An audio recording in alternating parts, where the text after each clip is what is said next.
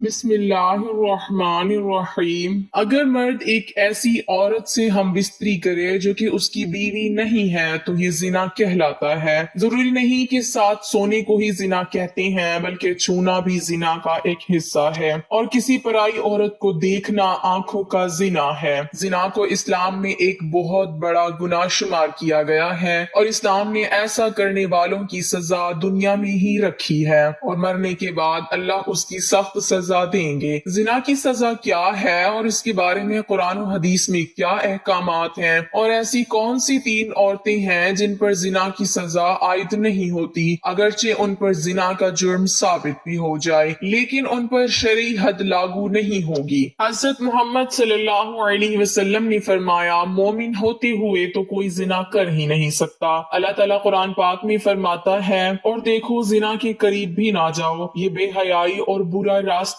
ہے۔ اگر زنا کرنے والے شادی شدہ ہوں تو کھلے میدان میں پتھر مار مار کر مار ڈالا جائے، اور اگر کنوارے ہوں تو 100 کوڑے مارے جائیں۔ آج کل دیکھنے میں آیا ہے کہ اس گناہ میں بہت سے لوگ شامل ہیں، خاص کر کے اس بازار میں جہاں عورتیں اور مرد جاتے ہیں۔ کسی کا ہاتھ کسی کو لگ رہا ہے، کہاں لگتا ہے کچھ معلوم نہیں ہوتا، چاہے لڑکا ہو یا لڑکی، اور پھر اس گناہ کو کرنے کے بعد اپنے دوستوں کو بڑی شان سے سناتے ہیں، بلکہ ان کو بھی ایسا کرنے کی رائے دیتے ہیں۔ اگر کوئی اکیلے لڑکے یا لڑکی کوئی غلط کام کرتا ہے تو اس کا گناہ اس کے ماں باپ کو بھی ملتا ہے، کیونکہ انہوں نے ان کی شادی جلدی نہیں کی، جس کی وجہ سے وہ غلط کام کرنے لگے، اور شادی کی عمر ہونے کے بعد بھی ماں باپ ان کی شادی نہ کریں تو اللہ ناراض ہو جاتا ہے، اور ان کے گھر کی برکت ختم ہو جاتی ہے، اور ان ماں باپ سے قیامت کے دن اللہ حساب مانگے گا۔ ایک جگہ اللہ نے قرآن پاک میں فرمایا کہ پاک دامن لڑکیاں پاک دامن لڑکوں کے لیے ہیں۔ اس کا مطلب یہ ہے کہ اگر آپ اچھے ہیں تو اللہ آپ کو بھی اچھی بیوی یا شوہر دے گا۔ زنا ایک ایسا عمل ہے جس سے نسیان، ایڈز، کینسر جیسی موذی بیماریاں پھیلتی ہیں۔ زنا سے انسان کا دل مردہ ہو جاتا ہے، جبکہ اکثر دیکھنے میں آیا ہے کہ جب دل مردہ ہو گیا تو پھر اس کے دل سے اسلام کی روشنی ختم ہو جاتی ہے، جس سے وہ ایمان سے خالی ہو جاتا ہے۔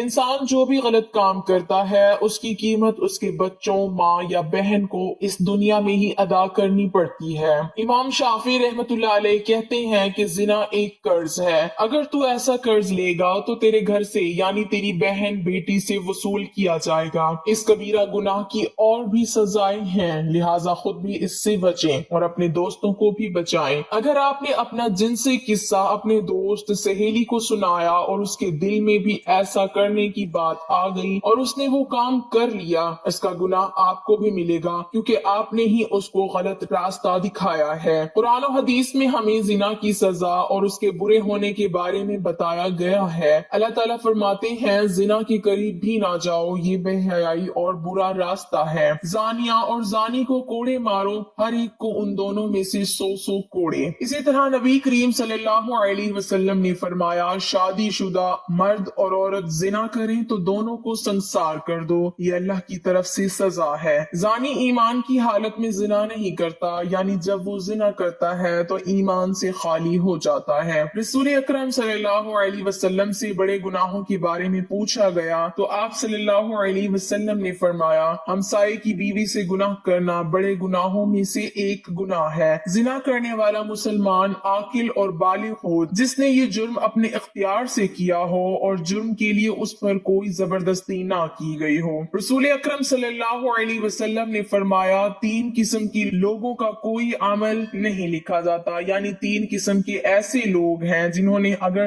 زنا کیا بھی ہو تو ان پر دین اسلام کی روح سے کوئی حد لاگو نہیں ہوتی۔ ایک تو وہ جو کہ نابالغ جب تک بالغ نہ ہو جائے، وہ شخص جو سویا ہوا ہو جب تک کہ وہ بیدار نہ ہو جائے، اور تیسرا وہ کہ جس کا دماغی توازن ٹھیک نہ ہو، دیوانہ ہو، مجنون ہو، اس پر بھی اس کی کوئی حد نہیں ہے۔ آپ صلی اللہ علیہ وسلم نے فرمایا، میری امت کی بھول چوک اور جس چیز پر وہ مجبور کیے جائیں معاف کر دیا گیا ہے، یعنی اگر آپ سے کوئی بھول چوک ہو گئی ہے اللہ تعالیٰ آپ کو معاف فرما دیں گے، یا کسی چیز پر آپ کو مجبور کیا گیا ہے تو وہ بھی اللہ تعالیٰ آپ کو معاف فرما دیں گے۔ زنا کرنے والے کے لیے رجم یعنی زناکار پر حد قائم کرنے کا ایک طریقہ کار بتایا گیا ہے۔ زمین میں گڑھا کھودا جائے، زانی کو اس میں کھڑا کر کے سینے تک اس کو مٹی میں دبا دیا جائے اور پھر پتھر مارے جائیں یہاں تک کہ وہ مر جائے۔ یہ کارروائی امام اور مسلمانوں کی ایک جماعت کے سامنے کی جائے۔ اللہ تعالیٰ کا فرمان ہے اور ان کی سزا کے وقت ایمان والوں کی ایک جماعت حاضر ہونی چاہیے۔ رجم کے بارے میں عورت اور مرد کا حکم برابر ہے، البتہ عورت کے کپڑے باندھ دیے جائیں تاکہ وہ بے پردہ نہ ہو۔ اسلام عصمت و عفت کو سب سے بڑی قیمتی متاع قرار دیتا ہے اور اس کی حفاظت کو ہر شے پر مقدم رکھتا ہے۔ چنانچہ زنا اسلامی معاشرے میں انتہائی گھنونا اور بدترین جرم ہے اور اسلامی تعزیرات میں اس جرم کی سخت ترین سزا مقرر ہے۔ اللہ تعالیٰ سورہ بنی اسرائیل میں فرماتا ہے اور زنا کے قریب مت جاؤ، بلا شبہ وہ بے حیائی اور برا راستہ ہے۔ اس آیت کریمہ میں زنا سے اس طرح روکا گیا،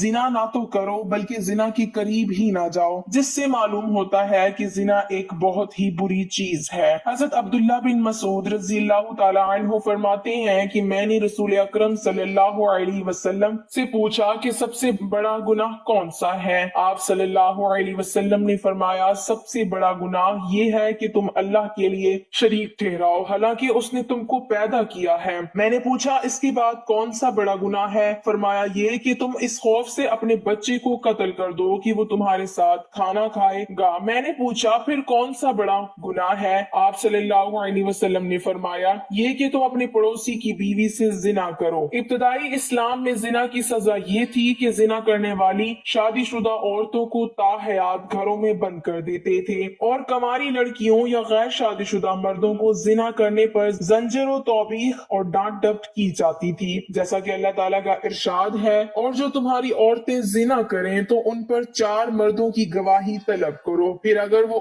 گواہی دے دیں تو ان عورتوں کو گھر میں بند کر دو تا وقت یہ ان کو موت آ جائے یا اللہ تعالیٰ ان کے لیے کوئی راستہ بیان کر دے، اور تم میں سے جو لوگ زنا کریں تو تم ان کو ڈانٹ ڈپٹ سے اذیت پہنچاؤ، بس اگر وہ توبہ کر لیں اور ٹھیک ہو جائیں تو ان کو کچھ نہ کہو، بے شک اللہ تعالیٰ بہت رحم کرنے والا ہے۔ اللہ تعالیٰ سے دعا ہے کہ اللہ تعالیٰ ہمیں زنا جیسی موذی مرض اور اس کبیرہ گناہ سے بچائے، آمین ثم آمین۔